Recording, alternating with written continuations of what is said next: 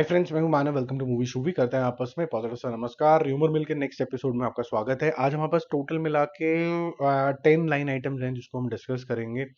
मोटा मोटा ज़्यादा र्यूमर्स नहीं है इसके अंदर, कंफर्म्ड बातें हैं, तो सारी चीज़ें डिस्कस करेंगे। सबसे पहले तो सबसे बड़ी जो न्यूज़ आ रही है, इटली की कुछ पिक्चर्स जो हैं वो लीक हुई थी वॉर 2 से, और उसके अंदर कुछ एक्शन सीक्वेंसेस थे। बॉडी डबल दिखा था बड़ा क्लियरली, तो आपको ये समझ में आ गया था कि भाई कहीं ना कहीं कुछ कुछ एक्शन सीक्वेंस होंगे। और आज कुछ सॉन्ग जो है वो भी रिलीज ऐसा हुआ कि एक रोमांटिक सा नंबर है, तो वो उसमें अंदर आपको ऋतिक रोशन दिख जाएंगे। और ये दिखने से आपको ये समझ में आ जाएगा कि जो सीक्वेंस आने वाला है ये सून आफ्टर रोमांस एकदम एक्शन का रूप बदल लेगा, क्योंकि बॉडी डबल भी दिखा, सब कुछ दिखा, दो अलग अलग लीक्स आ चुके हैं। और इस तरीके के लीक्स अगर फ्रिक्वेंटली आ रहे हैं तो मैं ये बोलूंगा कि शायद जान के थोड़े से कराए जा रहे हैं, क्योंकि इस बारी क्यारा अडवाणी एडिशनली आपको दिख गई हैं, तो मेरे को लगता है थोड़ा जान के कर रहे हैं ताकि इसकी जो हाइप है थोड़ी सी ज्यादा बने। क्या मेरे को एक्साइटमेंट हो जाएगी एक लवी डबी गाना देख के इसके अंदर? शायद नहीं। क्योंकि इस तरीके की मूवी के अंदर आपको कुछ अगर बहुत सिग्निफिकेंट कुछ पता चलता है मूवी के बारे के अंदर, तब आपको ज्यादा एक्साइटमेंट होती है। कुछ एक्शन सीक्वेंसेस, कोई नई लुक, वो आपको एक्साइट करता है। डांस करते हुए बॉलीवुड के हीरो हीरोइन को हम बहुत बार देख चुके हैं, तो ये जो लीक है इतना कारगर नहीं है मेरे समझ के हिसाब से। आपका क्या मानना है इसके बारे में जरूर बताना। और इसके अंदर कोई बहुत ही टेढ़ा मेढ़ा डांस करते हुए भी ऋतिक रोशन नहीं देख रहे, जस्ट अ रोमांटिक नंबर, जैसे हल्का फुल्का सा जैसे बॉडी मूवमेंट्स होते हैं वो है। सेकंड नंबर का जो अपडेट है वो, उसके ऊपर डिस्कशन है एक्चुअली, उसके ऊपर आपको भी पार्टिसिपेट करना पड़ेगा। देखो, कभी कभी क्या होता है कि अगर आपके पास बहुत बड़ी स्टार कास्ट होती है तो उसके लिए आपको बहुत स्पेस चाहिए होता है, आप अलग अलग कंट्रीज करते हो, ये करते हो, वो करते हो। ये जो हाउसफुल 5 आने वाली है, इसको सब कुछ ज्यादातर जो शूट है इसकी क्रूज पे होने वाली है, तो ये एक क्रूज की कॉमेडी ऑफ एरर्स होने वाले हैं। इसके अंदर अक्षय कुमार, दिनू मौर्य, जैकलीन फर्नांडिस, अभिषेक और ऋतिक रोशन बोल रहा हूँ, रितेश देशमुख की एक पिक्चर भी रिलीज हुई है। और उन्होंने खुद ही करी है अक्षय कुमार ने कि मतलब बड़ा फन टाइम हो रहा है, नई ये जो कास्ट है बहुत टैलेंटेड है, ऐसे करके कुछ आया है। और जो कास्ट है वो इसमें ऐड होती चली जाएगी। अब क्वेश्चन ये उठता है कि ये जो लिमिटेड स्पेस है, क्या इसके अंदर कॉमेडी हो सकती है? क्या इसके अंदर कॉमेडी ऑफ एरर्स हो सकता है? मुझे ऐसा लगता है जब आपको डर का मंजर करना होता है, जब भी आपको एक लिमिटेशन बाउंड्री क्रिएट करनी होती है, तो इस तरीके के कन्फाइंड स्पेसेस जो होते हैं वो कई बार काम कर जाते हैं। तो जो कॉमेडी आएगी वो इसके रिस्ट्रिक्टेड स्पेस से आएगी कि आप जा नहीं सकते कहीं, अब आप फंस गए इसके अंदर, और कंफ्यूजन, महा कंफ्यूजन यही होने वाली है जो भी होने वाली है। तो I think it can work out. But आपका क्या ओपिनियन है इसके बारे में कि ये थोड़ा इतनी बड़ी स्टार कास्ट के बाद जो बहुत सारे एक्टर एक्ट्रेसेस और ऐड होंगे, क्या ये रिस्ट्रिक्टिव है, या आपको लगता है कि अच्छा है ये कन्फाइंड है तो और ज्यादा कंफ्यूजन होगी, कौन किसके रूम में, कौन किसके कहाँ पर क्या एंगेजमेंट हो रहा है, ये सब चीज़ें थोड़ी सी थोड़ा सा इंट्री क्रिएट करती हैं। थर्ड नंबर पे, कॉन्ग्रेचुलेशन, जो तुम बात है ऑफिशियली अब सबसे बड़ी रिलीज हो गई है। ठीक है, ग्रॉस अगर हम वैल्यू की अगर हम बात करें, री रिलीज की अगर हम बात करें, इससे पहले विजय थलापति की जो मूवी आई थी झिली, वो 26 करोड़ ग्रॉस किया था उसने। शोले रिलीज हुई थी 3D के अंदर, तो उसने 13 करोड़ रुपए करे थे। टाइटैनिक ने 18 करोड़ रुपए कर लिए थे दोबारा से।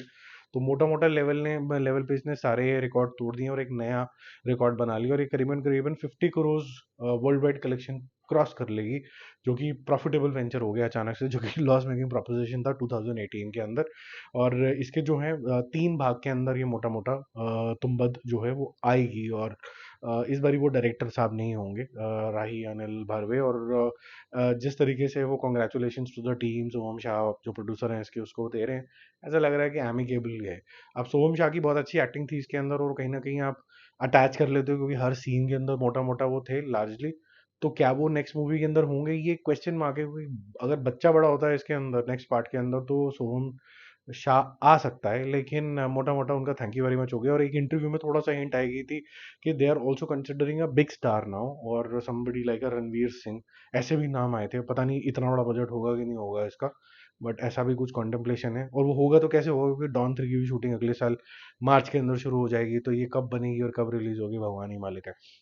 हम चौथे नंबर की बात करते हैं। देखो, ये तो हमने कल बात कर ली थी कि भाई लापता लेडीज जो हैं वो ऑस्कर के लिए एंट्री मार चुकी हैं। वहीं पर स्वतंत्र वीर सावरकर भी ऑफिशियल एंट्री मार रही हैं। अब इसको लेके कुछ लोग खुश हैं, कुछ लोग ना खुश हैं। कुछ लोग जो इनको as a celebrated freedom fighter मानते हैं वो बहुत खुश हैं। कुछ लोग इनको क्वेश्चन मार्क में मानते हैं, वो लोग थोड़े से दुखी हो गए हैं। तो ये तो आपकी कॉन्टेम्पलेशन के ऊपर है कि अच्छा चॉइस है कि बुरा चॉइस है। मुझे ऐसा लगता है कि जिस तरीके की रिप्रेजेंटेशन सिर्फ मूवी में हुई है, अगर मैं कुछ भी किसी को इधर उधर फेवर ना करूँ, तो वो एक इंस्पिरेशन है। और अगर इंस्पिरेशन है और बाहर फॉरेन कंट्री में बताया जाए कि भाई हमने अपनी जो फ्रीडम है इन लोगों की वजह से ली है, तो ये एक अच्छा मैसेज देती है। फिफ्थ नंबर पे भूल भुलैया 3 के ऊपर जो एक अपडेट आ रहा है वो आ रहा है कि 3 जो है रीमेक सॉन्ग्स होंगे इसके अंदर। एक तो दोबारा से ट्यून बजेगी, आमी जे तुम्हार, तो वो गाना आपने सुना हुआ होगा। भूल भुलैया जो मेन गाना है वो दोबारा से एक रीमिक्स टाइप में आएगा। और तीसरा जो है वो लबो को जो गाना है वो ऑलरेडी काफी टाइम से अनाउंस हुआ हुआ है, वो भी होगा। तो अगर किसी मूवी के अंदर 6 गाने हैं और उसके अंदर 3 तो हमने सुने हुए हैं, तो कितना इम्पैक्ट छोड़ेंगे? I don't know. Question to you. 6 number पे तो ये बोल दिया गया है कि भाई देखो ऐसा है कि पाकिस्तानी तो कोई मूवी हम यहाँ इंडिया में रिलीज होने नहीं देंगे। बहुत से ऐसी पॉलिटिकल पार्टीज हैं, उन्होंने बोला ये तो हम होने नहीं देंगे। तो लेकिन 2 अक्टूबर को जो फहाद खान है उनकी एक मूवी रिलीज होने वाली है, मौला चट। और काफी टाइम से लोग इंतजार कर रहे हैं उस मूवी का। पाकिस्तान के अंदर अलोन उसने 100 करोड़ रुपए कर लिए थे, इतनी पॉपुलर हुई थी। और साथ साथ में उनको बॉलीवुड की एक मूवी भी मिल गई है जिसमें रिद्धि डोगरा को भी साइन कर लिया। तो ये भाई कैसे होगा, भगवान मालिक है या फिर कुछ डिस्क्लेमर आएंगे, कुछ मांडवाली होगी, वो देखने वाली बात है। अब कल से जो कलेश चल रहा था कि भाई बड़े मियाँ छोटे मियाँ जो मूवी तो ज्यादा जमी नहीं, लेकिन अली अब्बास जफर ने बोला यार मेरे पैसे नहीं दिए, तो जाकिर भगलानी ने बोला "अरे ठीक है, बड़ा आदमी तो मैं हूँ, पापा के साथ मैं मिलके केस कर देता हूँ तुम्हारे ऊपर कि तुम ही फ्रॉड हो, तुमने हमारे 9.5 करोड़ रुपए साइफन साइफन ऑफ कर लिए, फ्रॉड कर लिया है, तुमने कोई हवाला की कोई कंपनी खोल के हमारे पैसे खा लिए"। ओके, तो ये अब ये तो भगवान ही मालिक है, ये क्या हो रहा है? मुझे नहीं लगता कि कोई इंसान ने अगर कुछ फ्रॉड करोगे तो पहले वो केस कर देगा, फिर उसके बाद बोलेगा अच्छा बेटा अब तूने मेरे ऊपर केस भी कर दिया फ्रॉड वाला, फिर मैं दोबारा से तेरे ऊपर फ्रॉड वाला केस करता हूँ। ये थोड़ा सा दाल में ना, पूरी दाल ही काली सी लग रही है मुझे। ये कुछ तो चक्कर चल रहा है मेरे ख्याल से। मूवी तो बना दी गई बहुत बड़े बजट के साथ, पैसे वैसे लोगों को दिए नहीं है। और ऐसी फीलिंग सी आ रही है कि मतलब सब लोग उधारी पे ही चल रहे थे यहाँ पर, लेकिन किसी एक पार्टी के ऑफिसर्स जो हैं वो बड़े होते चले जा रहे हैं, ऐसी फीलिंग आ रही है।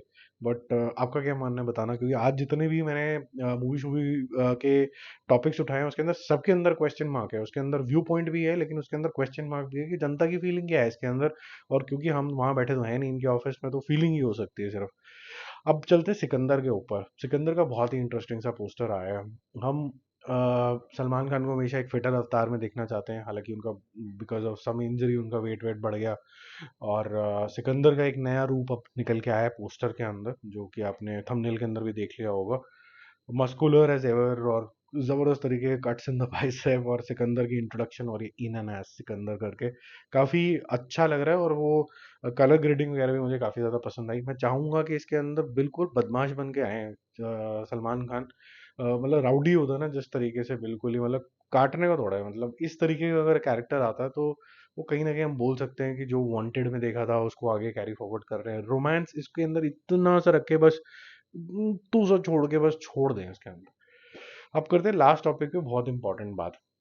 फेमिनिज्म की बात होती है, फीमेल आर्टिस्ट को equal status in let's say film industry की बात होती है। ये भी बोला जाता है कि इक्वली पे नहीं मिलता, ये सब बातें होती हैं।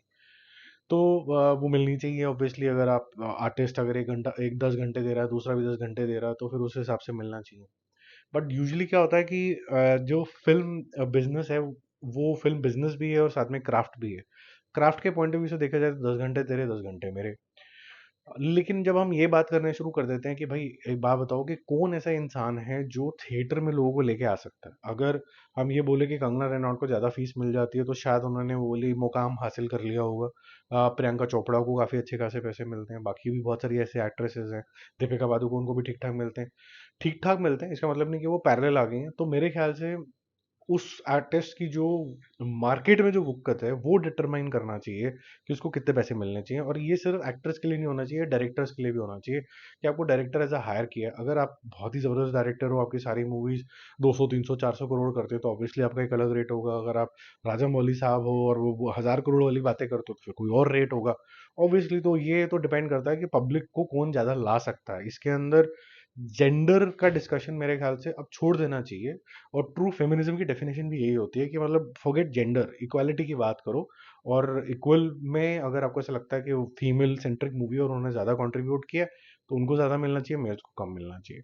तो जोया अख्तर और करण जौहर का ये मानना है कि जो हेफ्टी फी, स्मार्ट वर्डिंग्स हैं इसके अंदर, हेफ्टी फीस जो मेल आर्टिस्ट मांग लेते हैं वो हमने देनी बंद कर दी है, लेकिन अभी भी ज़्यादा है, डिसपैरिटी है। और अनफॉर्चुनेटली सोसाइटी भी इस तरीके की है कि लोग हीरो को देखने चले जाते हैं, उसका प्रेजेंटेशन, ट्रेलर, ये सब चीज़ें भी हीरो सेंट्रिक होता है। अब आप दीवारा देख लीजिए, दीवारा एक एग्जाम्पल है, एनिमल ले लीजिए, कोई भी ले लीजिए, जवान ले लीजिए।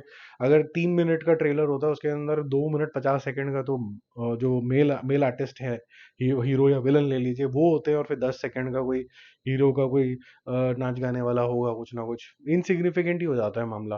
तो या तो वो प्रोपोजिशन चेंज हो ताकि लगे कि भाई बहुत इंपॉर्टेंट रोल है फीमेल का भी, तो इसलिए हमें देखने जाना है। एग्जाम्पल दे देता हूँ, जैसे एनिमल अच्छी मूवी लगी थी मुझे, लेकिन जब आप एनिमल देखते हैं तो आपको लगता है कि दोनों एक्ट्रेसेस के अपने अपने हाई पॉइंट थे, भाभी टू का भी, भाभी वन का भी, और काफी अच्छे अच्छे अच्छे कन्फ्रंटेशन के भी सीन थे, वो कहीं ट्रेलर में नहीं थे।